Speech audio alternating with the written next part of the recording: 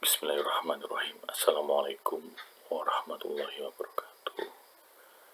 Alhamdulillah, pada kesempatan kali ini kita bisa bertemu kembali pada layanan bimbingan klasikal untuk kelas 11 dengan materi atau tema layanan yaitu tentang motivasi berprestasi. Baik, akan Pak Mukti sampaikan tema layanan ini pada slide berikutnya.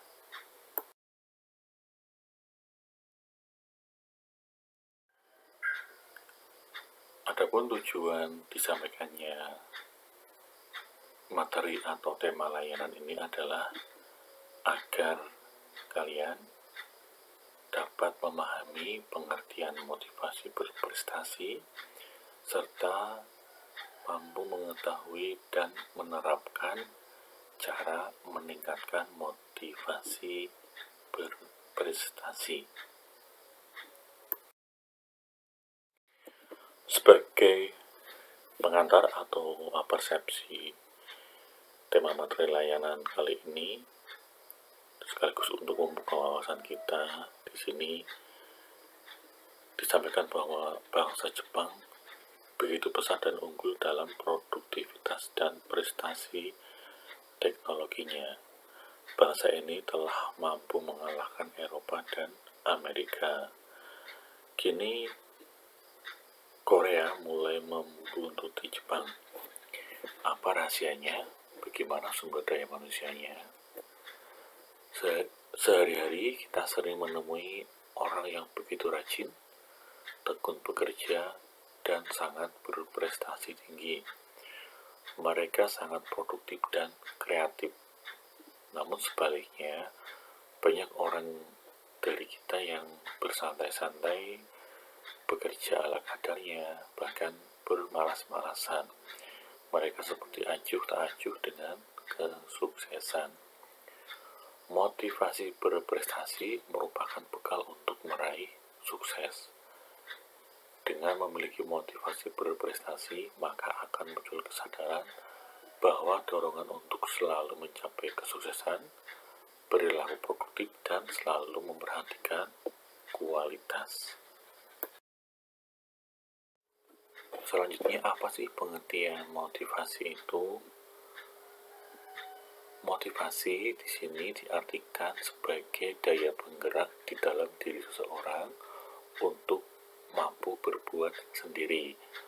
Motivasi merupakan kondisi internal individu yang mendorongnya untuk mampu berbuat sesuatu.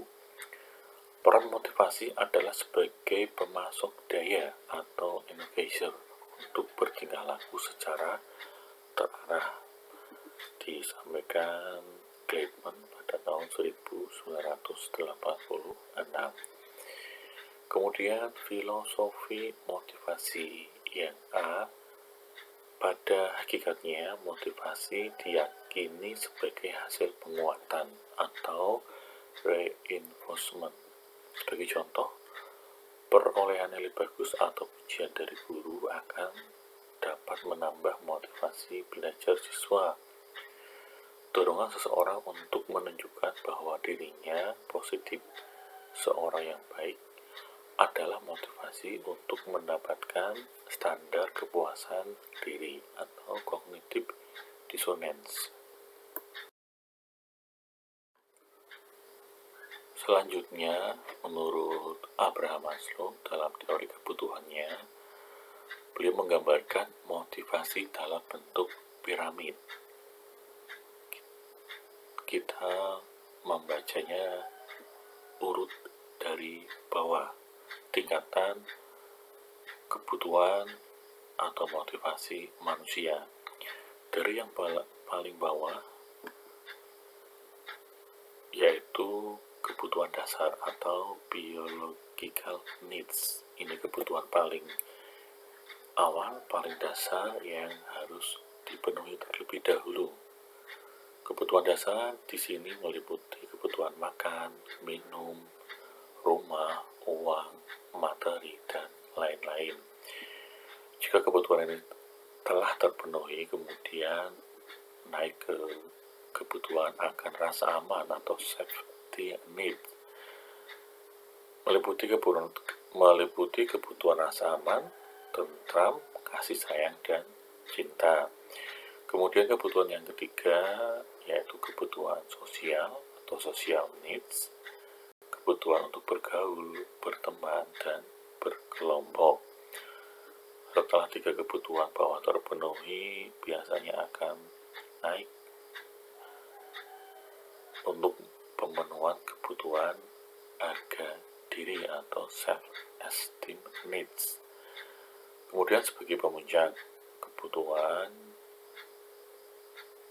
yaitu kebutuhan akan aktualisasi diri, actualization need, atau kebutuhan untuk mampu mengaktualisasikan dirinya di lingkungan masyarakat. Melangkah selanjutnya tentang motivasi, di sini kita perlu tahu perbedaan motivasi intrinsik dan motivasi ekstrinsik.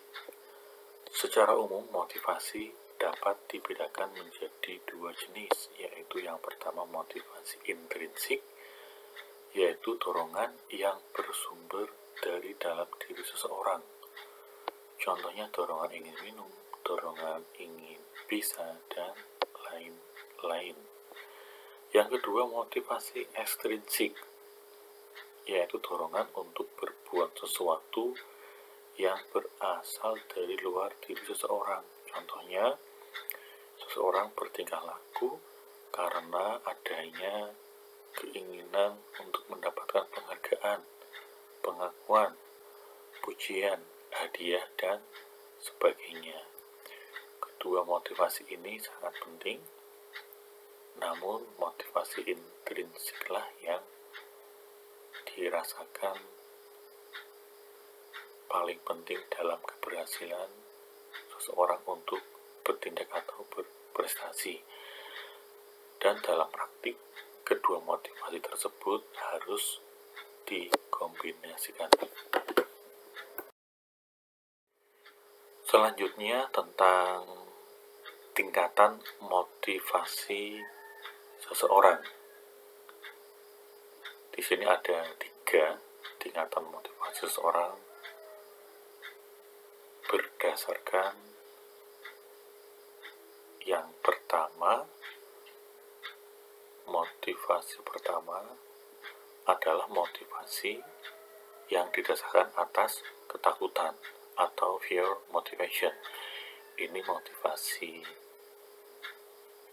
seseorang yang paling rendah, ya. Dia termotivasi karena takut, mungkin takut dihukum, takut mendapatkan cap yang jelek dari lingkungannya. Motivasi kedua, ini yang sudah agak baik, adalah motivasi karena ingin mencapai sesuatu, achievement motivation. Motivasi yang muncul karena adanya keinginan untuk mencapai sesuatu, misalnya karena ingin mendapatkan nilai yang baik, akhirnya punya motivasi belajar yang kuat. Sudah lebih baik dari yang pertama, yang didasarkan atas ketakutan. Yang ketiga, motivasi yang didorong oleh kekuatan dari dalam diri atau inner motivation. Motivasi yang paling baik karena terjadi bukan karena ketakutan atau keinginan mencapai sesuatu, karena motivasi ini adalah motivasi yang didasarkan, didorong oleh keinginan, kekuatan dari dalam diri individu tersebut. Kemudian kita juga perlu tahu apa sih faktor-faktor yang mampu mempengaruhi motivasi berprestasi seseorang, ada dua faktor di sini. Yang pertama faktor individual dan faktor lingkungan, di mana faktor lingkungan dibagi lagi menjadi tiga. Yang pertama lingkungan keluarga, kemudian lingkungan sosial, dan lingkungan akademik. Akan lebih baik jika seseorang memiliki dan mampu mengelola pengaruh atau dorongan dari dalam dirinya dan dari lingkungannya agar memiliki motivasi berprestasi yang tinggi atau kuat. Kemudian apa sih tanda-tanda orang yang memiliki dorongan kesuksesan tinggi itu? Di sini dicantumkan ada 6 tanda-tanda orang yang punya dorongan kesuksesan tinggi. Semoga tanda-tanda ini ada pada kita semua ya. Yang pertama, lebih suka dan puas terhadap prestasi atas hasil usaha sendiri. Yang kedua, sukses itu bukan karena nasib mujur, tetapi hasil dari perjuangan. Yang ketiga, kegagalan bukan berarti kesialan, tetapi karena volume usahanya yang masih kurang. Yang keempat, mereka kreatif, lebih gigih, energik, lebih suka bertindak daripada berdiam diri, produktif dan penuh inisiatif. 5, suka tantangan dan memilih tugas yang resikonya realistik sesuai kemampuan nyata yang dimiliki. 6, selalu mengevaluasi dan mencari umpan balik untuk lebih giat lagi.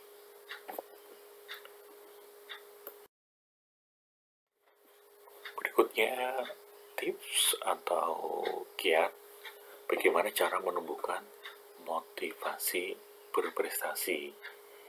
Ini sebagai akhir dari slide ini. Semoga bisa memberikan wawasan dan semangat bagi kita semua untuk memiliki atau menumbuhkan motivasi berprestasi.